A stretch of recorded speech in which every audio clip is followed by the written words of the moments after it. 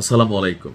যারা দীর্ঘদিন যাবত আমার নিউজগুলো শুনছেন অথবা ইরানের এই নিউজগুলো শুনছেন, আজকের এই ভিডিওটা আপনারা সর্বোচ্চ শেয়ার করবেন। তবে নাইম ইলি টু, আপনারা যে পেজগুলো থেকে নিউজ দেখেন, আমার পেজটা হচ্ছে নাইম কুরিয়া নাইম ইলি। তবে নাইম ইলি টু নামক একটা পেজ যেটা আছে, এই ভিডিওগুলোতে একটা করে রিপোর্ট মেরে দিবেন, আর বাতি যারা 48 ঘন্টার মধ্যে ফেসবুক থেকে সরাই দিচ্ছে ইনশাল্লাহ। তো যাই হোক, বাংলাদেশের মানুষের কাছে ইরান একটা সহযোগিতা চেয়েছে, করবেন তো?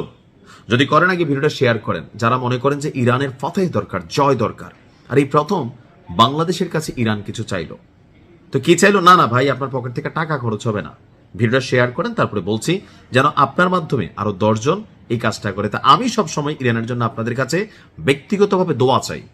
দাওয়ার কাজ ইরান করতেছে, দোয়াটা আমরা এখান থেকে পাঠাইতে চাই আরশে আজিমে, সেখান থেকে রাব্বুল আলামিন যেন এটাকে কবুল করে নেন। ইরানে হামলাকারীদের বিরুদ্ধে ওআইসি এবং ন্যাম সদস্য রাষ্ট্র হিসাবে বাংলাদেশ সরাসরি নিন্দা করবে বলে প্রত্যাশা করছে তেহরান। অর্থাৎ ইরানে আগ্রাসী হামলাকারীদের বিরুদ্ধে, মানে আমেরিকা এবং ইসরায়েল, তো এটা কিন্তু রাষ্ট্রের দায়িত্ব।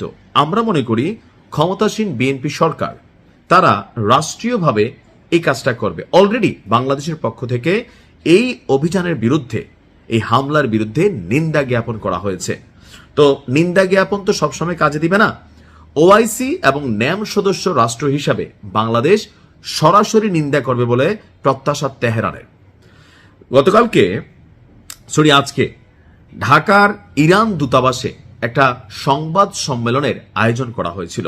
সেখানে যিনি ইরানের রাষ্ট্রদূত আছেন, জলিল রাহমি জাহানাবাদী, তিনি বলছেন বাংলাদেশ একটি মুসলিম দেশ, একই সঙ্গে ওআইসি এবং জোট নিরপেক্ষ আন্দোলনের সদস্য অর্থাৎ ন্যামের সদস্য। সেই হিসাবে একটি আগ্রাসী শক্তিকে সরাসরি নিন্দা বা এর প্রতিবাদ করবে, এমনটাই আমরা আশা করি। আমরাও আশা করি। জামাত টেকনিক্যালি করছে, জামাতের যিনি প্রধান আছেন শফিক ভাই, তিনি আমেরিকার নাম না নিয়ে করছেন, বাট করছেন। তো বিএনপির পক্ষ থেকেও হামলার বিরুদ্ধে নিন্দা জানানো হয়েছে, কিন্তু ধরেন মার্কিন যুক্তরাষ্ট্রকে সরাসরি কোনো বার্তা দেওয়া, ইসরায়েলকে বার্তা দেওয়া, যদিও বাংলাদেশের সাথে ইসরায়েলের কূটনৈতিক সম্পর্ক নাই, তারপরেও ইরানের প্রত্যাশা যে আমরা এই ধরনের ভূমিকা নিব। আমরাও চাই বাংলাদেশের পক্ষ থেকে এটা নেওয়া হোক। তবে সেই ক্ষেত্রে সরকার যারা থাকেন, যে বিদেশিদের কাছে তো আমরা তো ধন্যা দিয়ে চলা লাগে, বাস্তবতা হচ্ছে এগুলোর কারণে কেউ কোনো ভূমিকা নিলে, আপনি দেখেন স্পেনের মতন রাষ্ট্র যখন তাদের ভূমি বা ঘাঁটি আকাশ ব্যবহার করতে দিল না, আমেরিকা তার বিরুদ্ধে শুল্ক যুদ্ধ, এমনকি তারা দেখে নেওয়ার হুঁশিয়ারি দিয়ে দিছে। তাহলে সেইখানে আপনি বোঝেন বাকি যে রাষ্ট্রগুলো আছে তারা কোনো বক্তব্য দিতে, কোনো ভূমিকা নিতে, যারা আমেরিকার তাল্লুয়া চাটা লাগে, আমরা তো তাল্লুয়াই চাটি যে সরকারি আসে। সো আমরা কি আসলে এমন ভূমিকা নিতে পারবো? আমার মনে হয় আসলে পারবো না, সার্বভৌমত্ব এবং কি সার্বিক স্বার্থে। তো উনি বলছেন যে ইরান দীর্ঘমেয়াদে এই যুদ্ধ চালিয়ে যাওয়ার সক্ষমতা রাখে, আমাদের কাছে পর্যাপ্ত ড্রোন এবং মিসাইল সহ প্রয়োজনীয় সামরিক শক্তি রয়েছে। আমরা অন্য কোনো দেশের কাছ থেকে লজিস্টিক সাপোর্ট চাই না, অর্থাৎ মেশিনারিজ আরো বিভিন্ন কিছুর সাপোর্ট লাগবে না।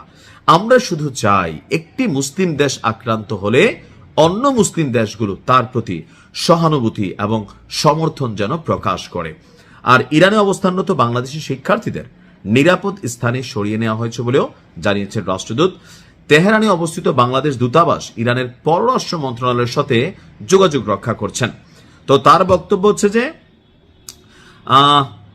প্রত্যেকটি মুসলিম দেশের উচিত যে তাদের ভূখণ্ড বা তাদের রাষ্ট্রীয় সুযোগ সুবিধা ব্যবহার করে কেউ যেন এখানে অভিযান চালাতে না পারে। আমরাও এটা চাই। তো আশা করি সরকারের পক্ষ থেকে একটা কিছু করা হবে। ভালো থাকুন। আসসালামু আলাইকুম।